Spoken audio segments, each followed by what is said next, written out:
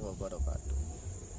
Baiklah teman-teman semuanya, kembali lagi berjumpa dengan saya Muhammad Jeffrey pada mata kuliah Sejarah Indonesia 1900 sampai 1945.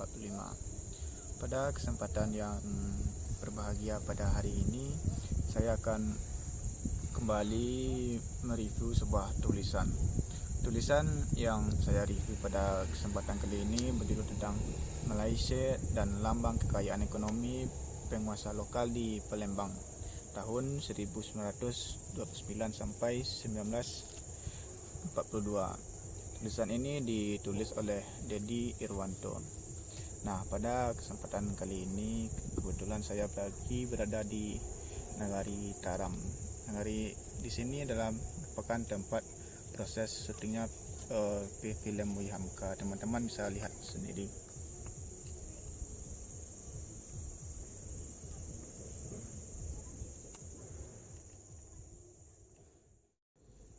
Di daerah pedalaman Palembang secara politis dikenal dengan istilah wilayah uluan sebagai sebuah dikotomis dari wilayah iliran ibu kota Palembang.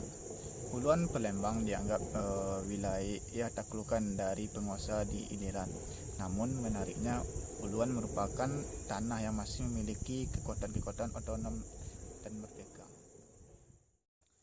Wilayah uluan Palembang dikendalikan oleh raja-raja atau Sultan Palembang dalam 3 basis lapisan. Tiga lapisan tersebut yakni Sikap, Kepungutan, dan Sindang. Daerah Sikap adalah wilayah bebas dari pajak, sedangkan daerah Kepungutan adalah merupakan kantong-kantong pajak, sedangkan daerah Sindang adalah daerah yang tidak sama sekali dipungut pajak. Namun pada daerah ini pasiriah di daerah tersebut diwajibkan sekali 3 tahun untuk datang ke ibu kota untuk menemui Sultan Palembang. Daerah Uluan terletak di hulu sungai pedalaman Palembang. Menurut Catherine Baywells, daerah Uluan adalah sumber utama emas pada wilayah dataran tinggi dan dibawa keluar melalui daerah hilir. Tanah di daerah hulu terbagi dalam kesatuan politik, sosial, ekonomi, dan budaya yang disebut marga.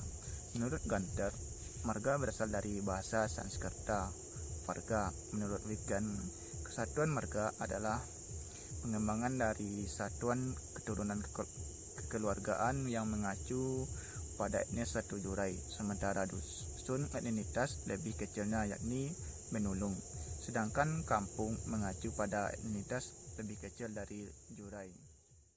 Marga merupakan gabungan dari beberapa dusun, antara 6 sampai 8 dusun yang merupakan kesepakatan warga marga yang kemudian meminta persetujuan sultan untuk disahkan. Marga pada masa prakolonial dikepalai oleh seorang pasirah dengan gelar Depati atau Adipati. Gelar Depati untuk pasirah ini hanya diberikan kepada marga yang merdeka secara ekonomi di daerah Sikap dan marga yang mampu mengumpulkan pajak melebihi target sultan di daerah Kepungutan, serta pasirah di marga Sindang yang rutin datang sesuai jadwal dalam jangka waktu 10 sampai 15 tahun ke ibu kota. Menariknya di sini, meskipun sulit dilacak, namun dalam kajian Wilken, asal-usul munculnya para penguasa lokal di Uluan Palembang tidak dapat dilepaskan pada masa Sriwijaya. Adanya penunjukan para pemimpin uluan dari penguasa di Iliran dan untuk kesetiaan para kepala wilayah yang memanjang dari hulu ke hilir hingga Sungai Musi. Terhadap Datu memberi berkat perlindungan keamanan, menjanjikan kemakmuran, dan memberi kebebasan spiritual terhadap masyarakat uluan. Hal ini juga sebagai bentuk politis dalam mengintegrasikan wilayah yang terpisah tersebut, di mana Datu dapat terlibat untuk eksploitasi sumber daya dari pedalaman uluannya. Pernyataan tadi juga diperkuat oleh Walters Kekuasaan Pasirah yang muncul di marga sebagai warisan Sriwijaya. Sriwijaya mengatur kontribusi administrasi dalam bentuk lingkaran mandala, politik galaksi, modal 3 dimensi, ibu kota, pusat politik, daerah satelit dan daerah domennya. Sriwijaya merupakan pusat yang kuat dan dikelilingi oleh daerah-daerah marga, tidak diorganisasi secara sempit dalam arti politis. Deskripsi awal marga secara implisit timbul dalam penjelasan Wisman Christie yang juga melacak dari masa Sriwijaya. Berdasarkan bukti prasasti kedudukan bukit dari berbagai istilah kuasa yang muncul di Hulun Tuhan, secara harfiah berarti budak tuan. Kata Hulun Tuan dianggap sebagai pinjaman dari bahasa Sanskerta bumi, desa, Sidna, Madya, Raja, Perwadana yang secara politik mengacu pada pengertian apa-apa dari wilayah provinsi, negara, kabupaten, otonom sekitarnya. Fungsi ini menegaskan untuk mengerahkan pasukan untuk membuat pertahanan militer dan pertanggungjawaban pengiriman produk hulu ke hilir oleh kepala wilayah di hulu. Kontrol datu dalam hal ini juga dalam bentuk penataan larangan yang membuat untuk pembesar puluhan, pemeliharaan atas tanah, hutan dan mineral sebagai bentuk hadiah dari datu. Sekaligus memonopoli sepenuhnya kerajaan atas hasil hutan dan sumber berharga lainnya. Kadang barang-barang berharga seperti rotan, darah naga, kapas, sulfur yang diperdagangkan di muara Sungai Lematang, kemudian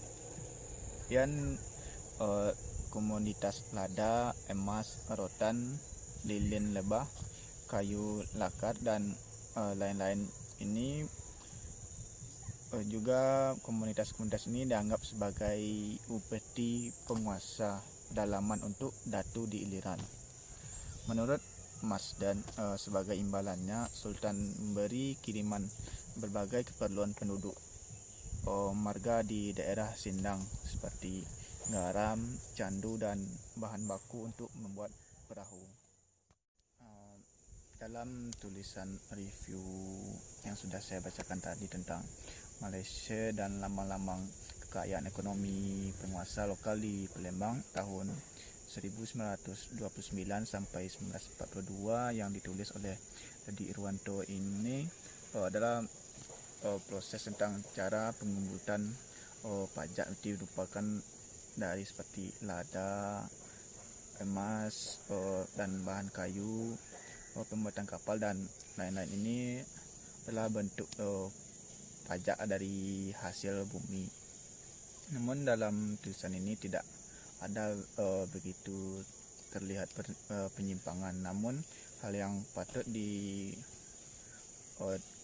lebih lanjut dalam tulisan ini adalah tentang bagaimana terjadinya banyak penyimpangan dalam hal pengumpulkan pajak yang dilakukan oleh bawahan raja tersebut. Karena sebetulnya pengumpulkan pajak yang besar itu tidaklah terjadi di kalangan raja, namun terjadi pada kalangan kaki tangan raja tersebut. Sekian dari saya pada review buku kali ini. Nantikan video-video saya pada review buku berikutnya. Terlebih dalam penyampaian kata, jika ada yang salah saya mohon maaf. Di akhir kata saya sudahi. Wassalamualaikum warahmatullahi wabarakatuh.